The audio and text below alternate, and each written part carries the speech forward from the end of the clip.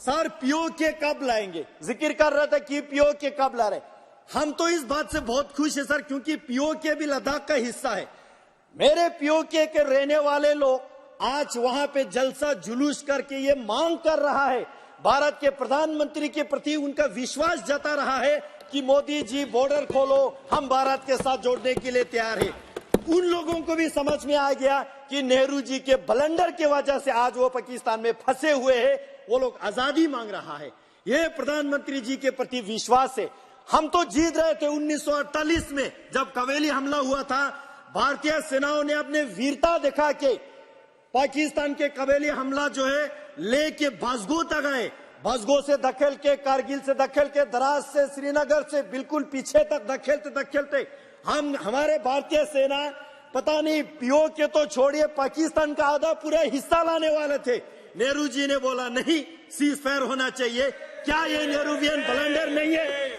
Sir यहाँ पे जिक्र किया आदिर रंजन जी ने सीपेक का जो जिक्र आया, चाइना पाकिस्तान इकोनॉमिक कॉरिडोर का, ये बहुत महत्वपूर्ण विषय है।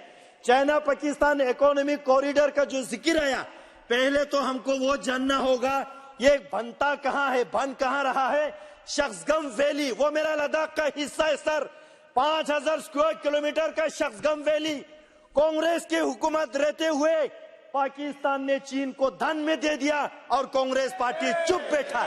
क्या ये नेहरूवियन ब्लंडर नहीं है? अक्साई चीन 40,000 स्क्वायर किलोमीटर मेरा लद्दाख का हिस्सा है सर, नेहरू ने चीन को दे दिया।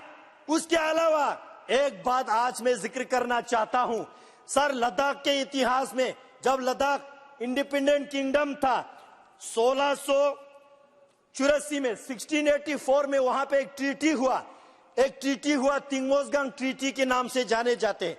उस ट्रीटी में लद्दाख के महाराजा और तब के तिब्बत के जो परम पावन 5th दलाई लामा जी के बीच एक ट्रीटी हुआ, उसमें साइन हुआ पर्वत जो हमारा पवित्र जगह है कैलाश पर्वत और वहां पे जो झील मानसरोवर है, वहां तक हमारे बुद्धिस्ट लोग वहां पे तीर्थ यात्रा के लिए जाते थे, हिंदू लोग तीर्थ यात्रा के लिए जाते हैं, जैन को मानने वाले लोग तीर्थ यात्रा के लिए जाते थे। वो लद्दाख का हिस्सा रहेगा, है हमेशा के लिए, वो उस ट्रीटी में लिखा था। उसके बाद लद्दाख जम्मू कश्मीर के साथ जोड़ा और जम्मू कश्मीर भारत के साथ जोड़ा, इसलिए वो मेंसर गांव भारत का हिस्सा था। नेहरू जी ने 1962 के बाद, सर एक मिनट, 1962 के बाद पंडित जवाहरलाल नेहरू जी ने हिंदी चीनी भाई भाई की नारा लगा के चीन को एज अ गुड जेस्चर दान में दे दिया सर, दान में दे दिया। वो कैलाश पर्वत, वहाँ के झील मानसरोवर बोल करके समाप्त कीजिए। समाप्त कर रहा हूँ सर, वो दान में दे दिया। हमको इस बात से बहुत दुख है। नो सर ये कांग्रेस वाले, इनको जानना होगा सर, 1961 के सेंसस में, 1961 के भारत के सेंसस में मेंसर गांव का नाम जिक्र आता है, वहाँ के जनसंख्या जिक्र आता है, क्योंकि वो भारत का अभिन्न अंग था। नेहरू जी ने उसको गवाया सर। मैं कंक्लूड कर रहा हूँ सर, मैं कंक्लूड कर रहा हूँ सर, मैं कंक्लूड कर रहा हूँ, 1 मिनट में मैं कंक्लूड कर रहा हूँ सर। जम्मू कश्मीर में हमेशा चीफ मिनिस्टर मुसलमान का रहा, हमेशा चीफ मिनिस्टर मुसलमान का रहा।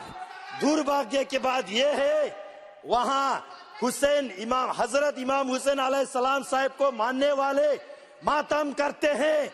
हजरत इमाम हुसैन के शहादत पे इन्होंने हजरत इमाम हुसैन के ताजिया निकलने नहीं दिया। मेरे प्रधानमंत्री जी आने के बाद वहाँ हुसैनी लोगों को ताजिया निकलने दिया। आज मेरे कारगिल वाले बहुत खुश है सर, मेरे कारगिल वाले बहुत खुश है, मेरे कारगिल वाले इसलिए खुश है। कंक्लूड कीजिए सर, कंक्लूड कर रहा हूँ सर, कॉन्स्टिट्यूएंसी की बात कर रहा हूँ। कारगिल वालों को, लद्दाख के शिया मुसलमान को, सुन्नी मुसलमान को इतिहास में पहली बार हज कमेटी गठन करके दिया, 100% को हज कराया। हम प्रधानमंत्री जी को आभार। सर कंक्लूड कर रहा हूँ, last sentence sir, Jammu Kashmir के उन्नति देख के, वहाँ के पीस देख के, वहाँ के टूरिज्म देख के मेरे कारगिल वाले मांग कर रहे सर, पानी खार से पहलगाम रोड खोल दिया जाए। आप बिल्कुल बोलिए ना, बिल्कुल बोलिए सर, कंक्लूड कर रहा हूँ सर, इसी बिल पे वापस आ रहा हूँ।